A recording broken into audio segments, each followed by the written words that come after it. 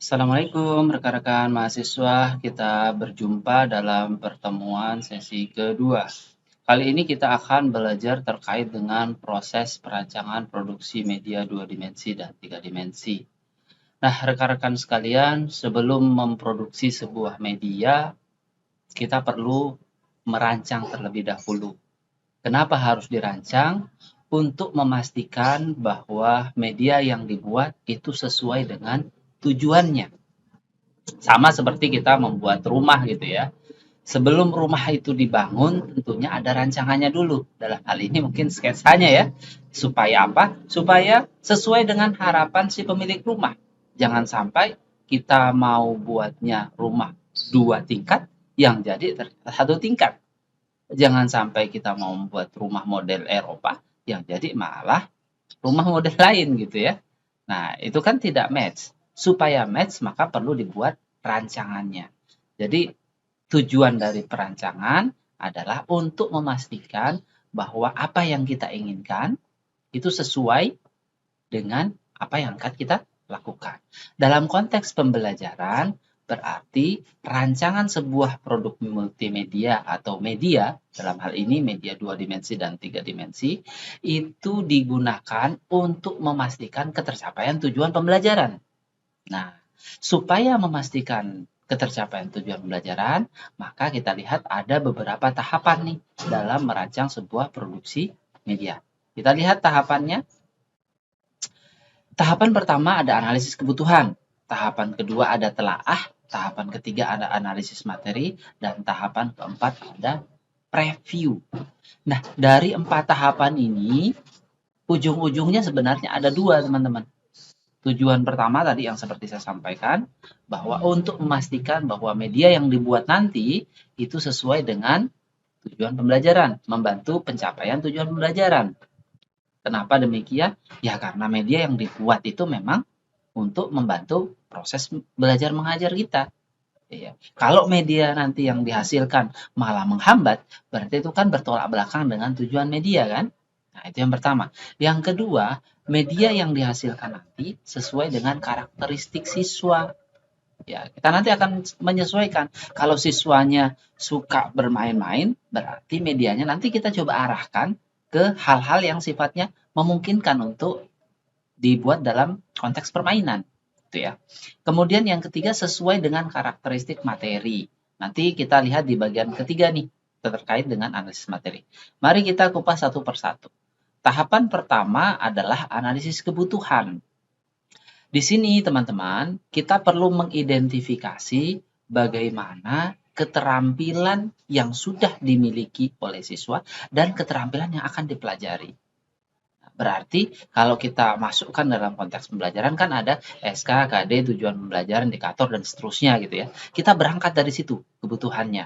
Misalnya, contoh, kita di analisis kebutuhannya itu adalah siswa mampu menghitung volume balok misalnya. Volume bangun ruang dalam hal ini balok.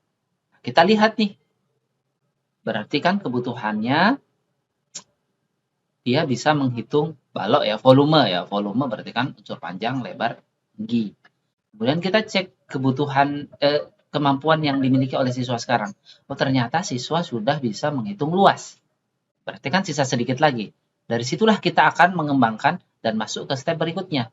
Nah, di analisis kebutuhan ini ada beberapa hal yang kita lakukan. Yang pertama melakukan perancangan, pengumpulan data, analisis data, dan seterusnya. Yang penting ujung-ujungnya adalah teman-teman tahu ini yang akan dicapai, dilihat dari kurikulum, dan ini yang sudah dimiliki oleh siswa. Gap inilah nantinya yang akan kita tutupi dengan media. Nah, jika sudah berhasil melakukan analisis kebutuhan, kita masuk ke analisis materi pelajaran. Misalnya tadi ya, tujuannya untuk agar siswa tadi bisa menghitung volume bangun ruang, dalam hal ini balok. Berarti kan analisis materinya nanti dipecah ya. Dari tujuan tersebut berarti harus ada materi yang menjelaskan tentang bangun ruang. Kemudian mengukur bangun ruang. Berarti minimal ada 2. Konsep bangun ruang, contoh-contoh bangun ruang, dan mengukur masing-masing bangun ruang. Seperti itu. Berarti kelihatan udah nih materinya seperti apa. Nah, kalau materi pelajaran itu kita kategorikan, itu bisa dikategorikan kira-kira menjadi 4 lah. Yang pertama, materi ada yang sifatnya itu fakta-fakta. Misalnya fenomena-fenomena kejadian banjir misalnya. Kemudian fakta-fakta sejarah gitu. Itu kan materi-materi memang berupa fakta ya, berupa fakta.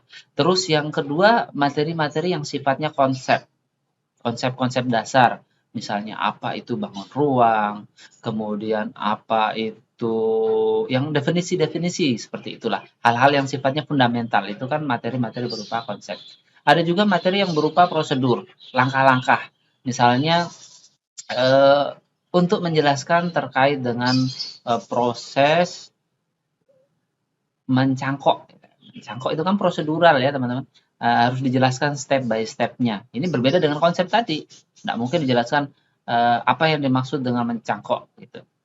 Padahal tujuan akhirnya kan siswa dapat mencangkok. Berarti untuk menjelaskan keterampilan itu ya digunakan analisis pembelajaran prosedural. Berarti sesuai dengan tahapan-tahapan. Dan yang keempat adalah materi yang sifatnya prinsip-prinsip. Nah, misalnya seperti yang kalian sekarang pelajari nih, prinsip-prinsip pengembangan media 3 dimensi. Seperti apa saja yang harus ada dan harus diikuti ketika mengembangkan media 3 dimensi. Itu kan prinsip nanti digunakan ketika proses melakukan. Nah, dari beragam jenis ini akan membuat perbedaan jenis media yang akan dipilih. Maka setelah kita melakukan analisis ini, kita masuk ke step berikutnya, yakni preview. Preview ini adalah menghubungkan antara apa materi yang akan disajikan, keterampilan apa yang harus dikuasai, kemudian kondisi di lapangan. Di lapangan ini adanya apa gitu. Misalnya perangkat keras, oh di lapangan ini mungkin banyak kayu-kayu, atau ada global, atau oh dia di ruang kelas misalnya. Nah itu semua yang kita konekkan sehingga kita bisa menentukan nantinya, oh untuk menjelaskan bangun ruang dalam hal ini balok, saya akan membawa media 3 dimensi berupa balok gitu. Balok. Kita lihat benda-benda di sekitar apa yang di sekitarnya siswa ya, di sekitar kelas yang menyerupai balok itu kita bawa masuk ke kelas. Kemudian kita gunakan sebagai media untuk belajar. Atau misalnya kita lihat, ini tidak ada nih media yang persis balok gitu ya. Kita gunakan aja ruang kelas. Ruang kelas kan konsepnya bangun ruang ya. Nanti disitulah kita menjelaskan tentang bagaimana konsep panjang, lebar, dan tinggi. Sekaligus mengajak untuk menghitung volumenya. Jadi intinya teman-teman, media yang bagus itu media yang betul-betul dirancang dengan seksama untuk memastikan bahwa media tersebut mendukung pencapaian tujuan pembelajaran. Nah, seperti apa konteksnya? Tentunya teman-teman yang lebih paham karena teman-teman yang ada di sekolah gitu ya, mengetahui kondisi di lapangan. Terima kasih. Assalamualaikum warahmatullahi wabarakatuh.